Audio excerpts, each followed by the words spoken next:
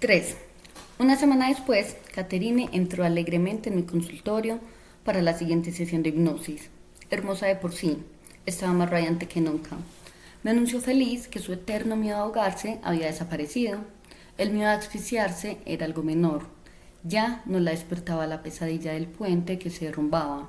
Aunque había recordado los detalles de su vida anterior, aún no tenía el material realmente asimilado. Los conceptos de vidas pasadas y reencarnación eran extraños a su cosmología. Sin embargo, sus recuerdos eran tan vívidos, las visiones, los sonidos y los olores tan claros, tan poderosa e inmediata la certeza de estar allí que debía de haber estado.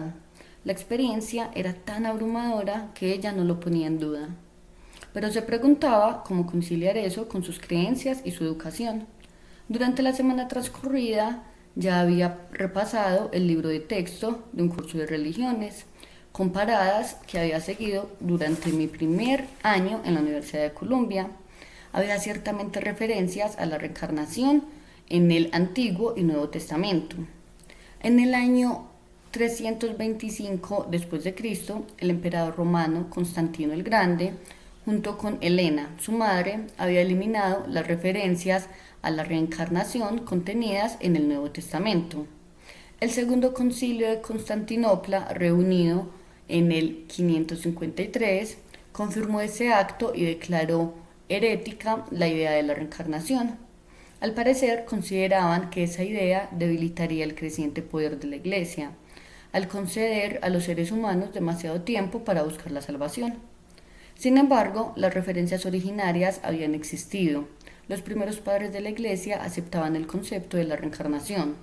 Los primitivos gnósticos, Clemente de Alejandría, Orígenes, San Jerónimo y muchos otros, estaban convencidos de haber vivido anteriormente y de que volverían a hacerlo. Pero yo no había creído nunca en la reencarnación, ni siquiera había pensado mucho en el tema. Aunque mi educación religiosa de los primeros años hablaba de una vaga existencia del alma, después de la muerte, la idea no me convencía. Yo era el mayor de 4 hijos, todos los cuales se llevaban 3 años entre sí. Pertenecíamos a una conservadora sinagoga judía de Red Bank, una pequeña ciudad próxima a la costa de Nueva Jersey. Yo era pacificador y el estadista de la familia. Mi padre se dedicaba más a la religión que el resto de nosotros. La tomaba muy en serio, como lo tomaba todo en la vida. Los éxitos académicos de sus hijos eran las grandes alegrías de su existencia. Cualquier discordia doméstica lo alteraba con facilidad, entonces se retiraba, dejando que yo interviniera como mediador. Aunque esa resultó ser una excelente práctica preparatoria para hacer carrera en la psiquiatría, mi niñez estuvo más cargada de responsabilidades de lo que yo, retrospectivamente, habría querido. Salí de ella convertido en un joven muy serio, habituado a aceptar demasiadas responsabilidades. Mi madre se pasaba la vida mostrando amor. No había límites que se le interpusieran. Era más simple que mi padre. Utilizaba la culpa, el martirio, el bochorno terminal y la identificación con sus hijos como instrumentos de manipulación, todos sin segundas intenciones, pero rara vez se mostraba triste o malhumorada y siempre se podía contar con su amor y su apoyo. Mi padre tenía un buen trabajo como fotógrafo industrial, pero aunque siempre tuvimos comida en abundancia, el dinero escaseaba mucho. Peter, mi hermano menor, nació cuando yo tenía 9 años. Tuvimos que repartir a 6 personas en un pequeño apartamento de 2 dormitorios. En esa pequeña vivienda la vida era febril y ruidosa. Yo buscaba refugio en mis libros. Cuando no leía interminablemente, jugaba al béisbol o al baloncesto. Las otras pasiones de mi niñez, sabía que el estudio era el modo de salir de esa pequeña ciudad, por cómoda que fuera, y siempre ocupaba el primer o el segundo puesto de mi clase. Cuando la Universidad de Columbia me otorgó una beca completa, yo era ya un joven serio y estudioso. El éxito académico siguió siendo fácil. Terminé los estudios de química y me gradué con honores. Decidí entonces dedicarme a la psiquiatría, pues esa actividad combinaba mi interés por la ciencia con la fascinación que me provocaba el funcionamiento de la mente humana. Por añadidura, la carrera médica me permitía expresar mi interés y mi compasión por el prójimo. Mientras tanto, había conocido a Carole durante unas vacaciones pasadas en un hotel de Catskill, Montsay, donde yo trabajaba de camarero y ella se hospedaba. Ambos experimentamos una inmediata atracción mutua, una fuerte sensación de familiaridad y bienestar. Intercambiamos cartas, nos frecuentamos, nos enamoramos. Y cuando empecé mi carrera, ya estábamos comprometidos. Ella era, a un tiempo, inteligente y hermosa. Todo parecía estar acomodándose. Pocos jóvenes se preocupan por la vida, la muerte y la vida después de la muerte. Menos aun cuando todo marcha con facilidad. Yo no era la excepción. Estaba dedicado a la ciencia. Aprendí a pensar de manera lógica y desapasionada a exigir demostraciones. La carrera de medicina y la residencia en la Universidad de Yale hicieron cristalizar aún más este método científico. Mi tesis de investigación versó sobre la química del cerebro y el papel de los neurotransmisores, que son los mensajeros químicos del tejido cerebral. Me incorporé a la nueva raza de psiquiatras biológicos, los que mezclaban las teorías psiquiátricas tradicionales y sus técnicas con la nueva ciencia de la química cerebral. Escribí muchos artículos científicos, di conferencias locales y nacionales y me convertí en un verdadero personaje dentro de mi especialidad. Era un poco obsesivo, empecinado e inflexible, pero estos rasgos resultaban muy útiles para un médico. Me sentía completamente preparado para tratar a quien quiera que se presentara en mi consultorio en busca de terapia. Y entonces Catherine se convirtió en Aronda, una joven que había vivido en el año 1863 a.C. ¿O acaso era al revés? Y allí estaba otra vez, feliz como nunca la había visto antes. Una vez más, temí que Catherine tuviera miedo de continuar. Sin embargo, se dispuso ansiosamente para la hipnosis y se extendió con celeridad. Estoy arrojando guirnaldas de flores al agua. Es una ceremonia. Tengo el pelo rubio y trenzado. Uso un vestido pardo y dorado y sandalias. Alguien ha muerto. Alguien de la casa real. La madre. Yo soy una sirvienta de la casa real y ayudo con la comida.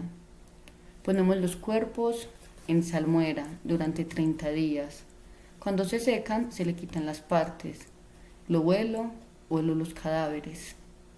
Había vuelto espontáneamente a la vida de Aronda, pero a una parte diferente, en la que su función consistía en preparar los cadáveres después de la muerte.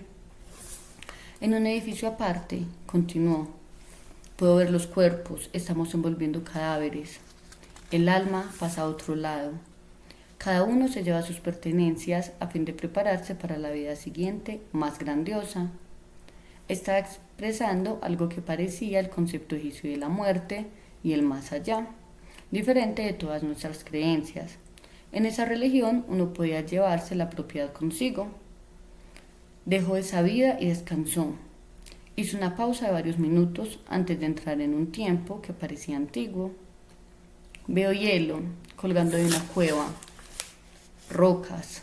Describió vagamente un sitio oscuro y miserable. Se sentía visiblemente incómoda. Más adelante detalló lo que había visto de sí misma. Era fea, sucia y maloliente. Y partió hacia otro tiempo. Hay algunos edificios y un carro con ruedas de piedra. Tengo el pelo castaño, cubierto con un paño.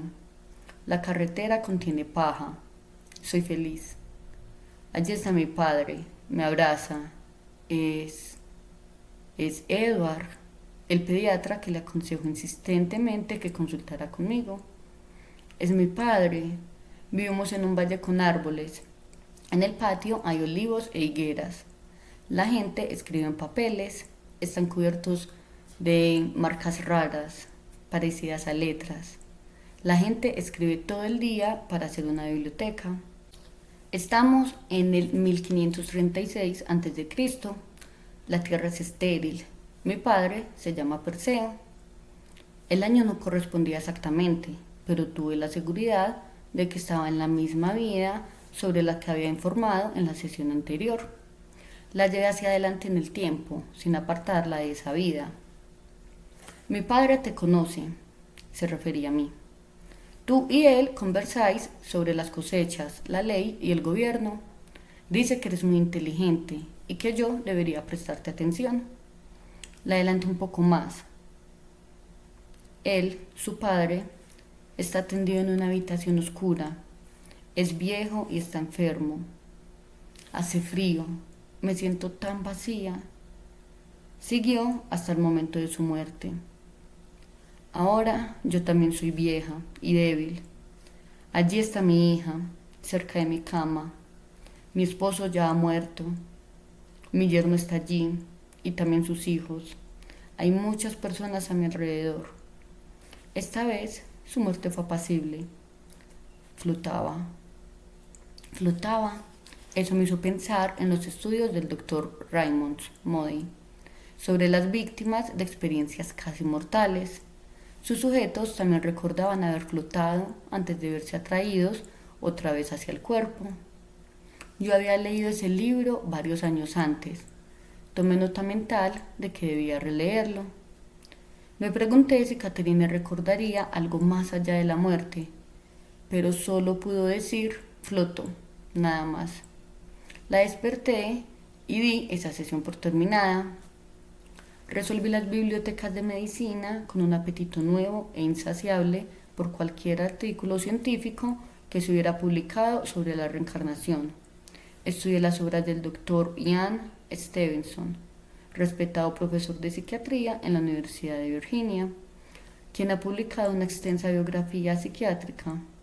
El doctor Stevenson ha reunido más de 2000 ejemplos de niños con recuerdos y experiencias del tipo de la reencarnación. Muchos presentaban xenoglosia, la capacidad de hablar un idioma extranjero al que nunca habían estado expuestos. Estas historias clínicas están completas, cuidadosamente investigadas, son en verdad notables. Leí un excelente panorama científico de Edgar Mitchell. Con gran interés examiné los datos de percepciones extrasensoriales acumulados por la Universidad de Brown. También analicé con atención los estudios de los doctores Martin Ewan, Ellen Wanwash, Gertrude Schmieder y Frederick Lenz. Cuanto más leía, más quería leer. Comencé a comprender que, si bien me tenía por profesional bien informado con respecto a todas las dimensiones de la mente, mi instrucción era muy limitada. Hay bibliotecas enteras llenas de este tipo de investigación y bibliografía, pero son muy pocos los que la conocen.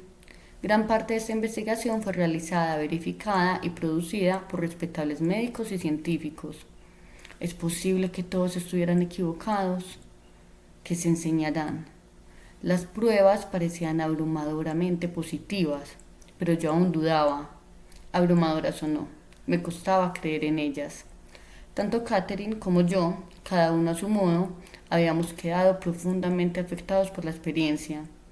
Catherine mejoraba en el plano emocional. Yo expandía los horizontes de mi mente. Ella, atormentada por sus miedos durante muchos años, empezaba a hallar algún alivio, ya fuera por medio de recuerdos verdaderos o por medio de vividas fantasías. Yo había hallado el momento de ayudarla y no pensaba en detenerme. Por un breve instante pensé en todo esto, mientras Catherine caía en trance al iniciarse la sesión siguiente. Antes de la inducción hipnótica, ella me había relatado un sueño sobre cierto juego que se jugaba en viejos peldaños de piedra, con un tablero cuadriculado en el cual había agujeros. El sueño le había parecido especialmente vívido.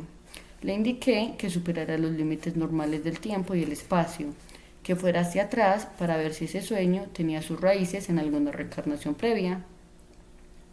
Veo escalones que llevan a una torre, da hacia las montañas, pero también al mar. Soy muchacho, tengo pelo rubio, extraño. Visto ropas cortas, pardas y blancas, hechas de pieles de animal. En lo alto de la torre hay algunos hombres que vigilan. Guardias están sucios.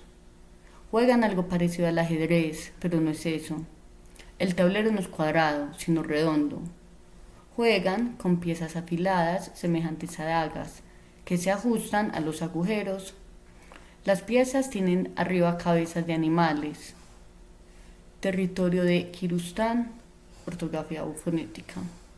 En los Países Bajos, alrededor de 1473.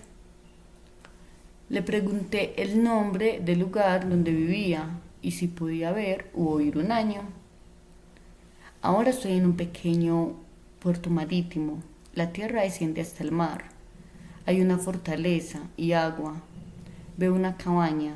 Mi madre cocinando en una olla de arcilla. Me llamo Johan. Avanzó hasta su muerte. A esa altura de nuestras sesiones, yo aún buscaba un único y abrumador suceso traumático que pudiera causar o explicar sus síntomas actuales. Aun si estas visualizaciones notablemente explícitas eran pura fantasía y yo no habría podido asegurarlo, lo que ella creyera o pensara podía aún servir de base a sus síntomas. Después de todo, yo había visto a pacientes traumatizados por sus sueños. Algunos no lograban recordar si un trauma de la infancia se había producido en la realidad o si era un sueño, pero su recuerdo los asolaba en la vida adulta. Lo que aún no apreciaba del todo era que el azote diario de las influencias socavadoras, como las críticas mordaces de un progenitor, podían causar traumas psíquicos peores que un solo suceso traumático. Esas influencias perjudiciales, puesto que se funden con el entorno diario de la vida, son aún más difíciles de recordar y de exorcizar. Una criatura criticada de manera constante puede perder tanta confianza y autoestima como quien recuerda haber sido humillado en una horrible ocasión especial. El niño nacido en una familia pobre, a quien diariamente le falta la comida en cantidad suficiente, puede sufrir con el tiempo los mismos problemas psíquicos que alguien que experimentó un único episodio importante en el que estuvo a punto de morir de hambre por casualidad.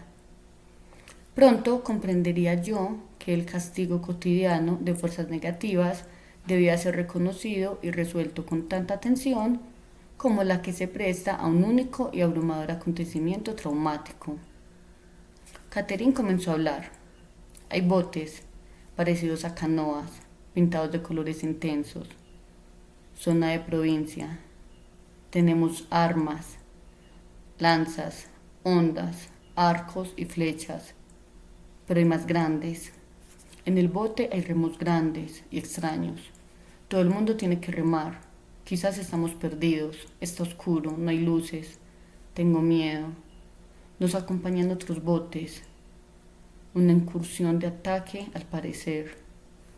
Temo a los animales. Dormimos sobre sucias y malolientes pieles de animales. Estamos de exploración. Tengo zapatos extraños como sacos, atados a los tobillos, hechos con pieles de animal. Siento en la cara el calor del fuego. Los míos están matando a los otros, pero yo no quiero matar. Tengo el cuchillo en la mano. De pronto comenzó a gorgotear y a respirar trabajosamente.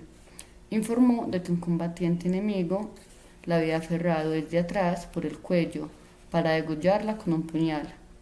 Vio la cara del asesino antes de morir. Era Stuart. El aspecto del hombre era diferente, pero ella sabía que se trataba del mismo. Joan había muerto a los 21 años. Luego se encontró flotando por encima de su cuerpo y observando la escena de abajo. Se elevó hasta las nubes, perpleja y confundida. Pronto se sintió atraída hacia un espacio diminuto y cálido. Estaba a punto de nacer. Alguien me tiene en brazos, susurró, lenta y soñadoramente. Alguien que ayudó en el nacimiento. Llevaba un vestido verde y delantal blanco, y un sombrero blanco doblado hacia atrás en las esquinas. El cuarto tiene ventanas extrañas, muchas secciones. El edificio es de piedra. Mi madre tiene el pelo largo y oscuro, Quiere abrazarme. Tiene puesto un camisón extraño, áspero. Duele frotarse contra él. Es agradable estar al sol, abrigada otra vez.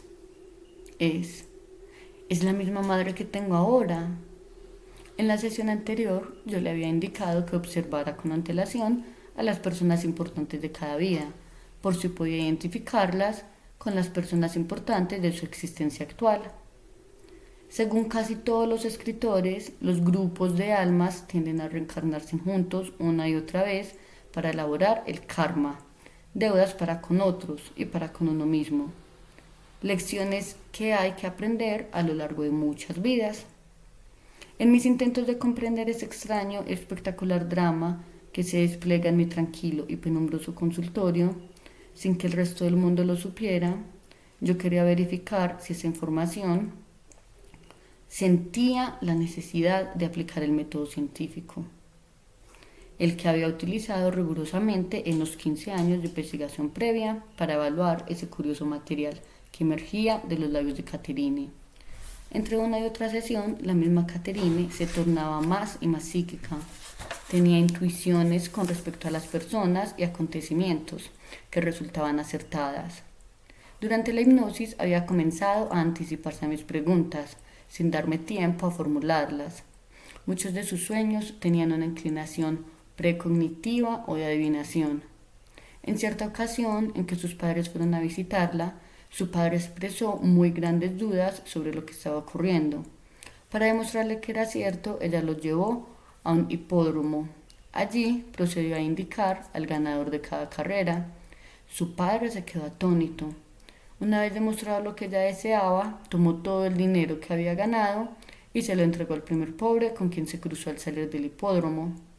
Sabía por intuición que los poderes espirituales recién obtenidos no debían ser utilizados en provecho material. Para ella tenían una importancia mucho más elevada. Según me dijo, esa experiencia la asustaba un poco, pero estaba tan complacida con los progresos logrados que se sentía ansiosa por continuar con las regresiones. Por mi parte, sus habilidades psíquicas me espantaban y me fascinaban al mismo tiempo. Sobre todo el episodio del hipódromo, una prueba tangible. Catherine tenía el boleto ganador de cada una de las carreras. No se trataba de coincidencia, algo muy raro había estado pasando en las últimas semanas y yo me esforzaba por no perder mi perspectiva. No podía negar que la muchacha tenía aptitudes psíquicas y, si estas eran reales y podían producir pruebas tangibles, serían verdad también sus descripciones de hechos acaecidos en vidas pasadas. Ahora volví a la vida en la que acababa de nacer. Esa encarnación parecía más reciente, pero no pude identificar un año. Se llamaba Elizabeth. Ahora soy mayor. Tengo un hermano y 2 hermanas. Veo la mesa de la cena. Allí está mi padre. Es Edward, el pediatra, nuevamente representando el papel de padre. Mis padres están riñendo otra vez. La comida es patatas con habichuelas y él se ha enojado porque está fría. Discuten mucho. Él se pasa todo el tiempo bebiendo. Golpea a mi madre. La voz de Catherine sonaba asustada y temblaba a ojos vistas. Empuja a los niños. No es como antes. No es la misma persona. No me gusta. Ojalá se fuera. Hablaba como una criatura. Las preguntas que yo le hacía en esas sesiones eran muy diferentes, ciertamente de las que utilizaba en la psicoterapia normal. Con Catherine actuaba casi a la manera de un guía. Trataba de revisar toda una vida en 1 o 2 horas, buscando acontecimientos traumáticos y patrones perjudiciales que pudieran explicar sus síntomas de la actualidad. La terapia corriente se realizaba a un ritmo mucho más detallado y lento. Se analiza cada palabra elegida por el paciente en busca de matices y significados ocultos. Cada gesto facial, cada movimiento del cuerpo, cada inflexión de la voz deben ser tenidos en cuenta y evaluados. Cada reacción emocional merece un cuidadoso escrutinio. Se construyen minuciosamente los patrones de conducta con Catherine. En cambio, los años podían transcurrir en minutos. Las sesiones con ella eran como conducir un auto de carrera a toda velocidad. y tratando de distinguir las caras de la multitud. Volví mi atención a Caterine y le pedí que avanzara en el tiempo. Ahora estoy casada. Nuestra casa tiene una sola habitación grande. Mi esposo es rubio. No lo conozco. Es decir, aún no apareció en la vida actual de Caterine. Todavía no tenemos hijos. Él es muy bueno conmigo. Nos amamos y somos felices. Al parecer, había escapado con éxito a la opresión del hogar paterno. Le pregunté si podía identificar la zona donde vivía. Bennington susurró, vacilando. Veo libros con cubiertas antiguas y raras. El grande se cierra con una correa. Es la Biblia. Hay letras grandes y extrañas. Idioma gaélico.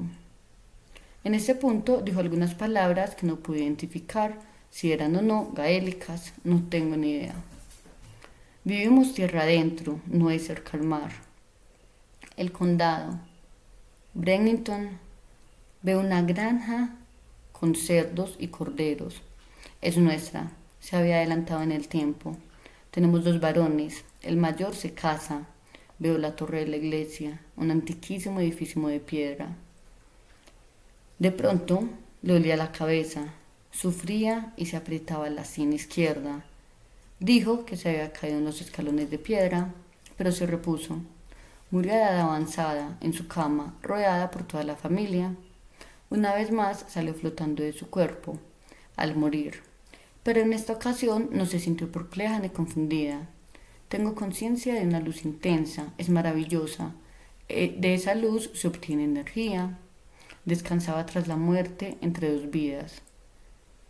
Pasaron en silencio algunos minutos. De pronto habló, pero no con el susurro lento de siempre. Había utilizado hasta entonces. Ahora su voz era grave y potente, sin vacilaciones. Nuestra tarea consiste en aprender, en llegar a ser como dioses mediante el conocimiento. Es tan poco lo que sabemos. Tú estás aquí para ser mi maestro. Tengo mucho que aprender. Por el conocimiento nos acercamos a Dios y entonces podemos descansar. Luego retornamos para enseñar y ayudar a otros. Quedé mudo. Esa era una lección posterior a su muerte, proveniente del estado intermedio. ¿Cuál era la fuente de este nuevo material? No sonaba en absoluto como el modo de hablar de Caterine. Ella nunca se había expresado así, con ese vocabulario y fraseología. Hasta el tono de su voz era completamente distinto. En ese momento no comprendí que, si bien Caterine había pronunciado las palabras, no discurría personalmente las ideas. Estaba transmitiendo a lo que se le decía. Más adelante identificó fuente a los maestros, almas altamente evolucionadas que en los momentos no estaban en un cuerpo, podían hablar conmigo a través de ella. Además de poder regresar a vidas pasadas, Caterine podía ahora canalizar el conocimiento del más allá. Bellos conocimientos. Yo me esforcé por no perder la objetividad. Se había introducido una nueva dimensión. Caterine no había leído los estudios de la doctora Elizabeth Kluber-Roche, ni los del doctor Raymond Mondoy, que han escrito sobre las experiencias cercanas a la muerte. Ni siquiera había oído hablar del libro tibetano de los muertos. Sin embargo, relataba experiencias similares a las que escribían estos escritos. Era una prueba en cierto modo. Lástima que no hubiera más hechos, detalles más tangibles que yo pudiera verificar. Mi escepticismo fluctuaba, pero se mantenía. Tal vez ella había leído sobre las experiencias de muerte en alguna revista, quizás había visto alguna entrevista en un programa de televisión. Aunque negara tener recuerdos conscientes de este tipo, tal vez retenía un recuerdo subconsciente, pero iba más allá de los escritos previos. Transmitía un mensaje desde ese estado intermedio. Lástima que no tuviera más datos. Al despertar, Caterine recordó como siempre los detalles de su vida pasada, pero no había retenido nada de lo ocurrido después de la muerte en la persona de Elizabeth. En el futuro jamás recordaría el detalle alguno de los estados intermedios. Solo podía recordar las vidas. Por el conocimiento nos acercamos a Dios. Estábamos en el camino. Hasta aquí la parte número 3. Te espero para que sigas leyendo mañana conmigo. Ha sido un placer leer para ti. Recuerda suscribirte y activar la campanita de notificaciones para que no te pierdas ningún capítulo. Chao, chao.